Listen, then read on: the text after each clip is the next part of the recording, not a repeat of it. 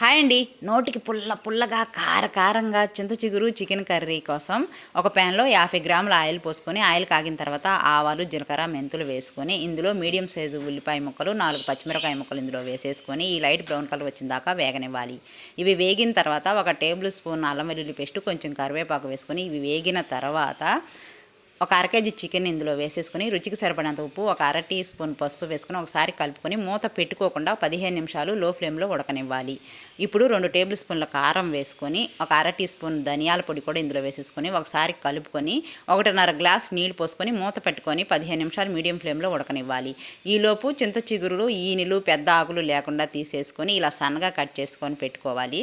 ఒక బౌల్ చింత చిగురిని ఒక 15 నిమిషాల తర్వాత ఈ కూరలో వేసేసుకొని ఒకసారి కలుపుకొని ఒక 5 నిమిషాలు లో ఫ్లేమ్లో కానీ ఉడకనిచ్చేసేసి 5 నిమిషాల తర్వాత కొత్తిమీర చల్లుకున్నామంటే చింత చిగురు చికెన్ కర్రీ రెడీ అండి.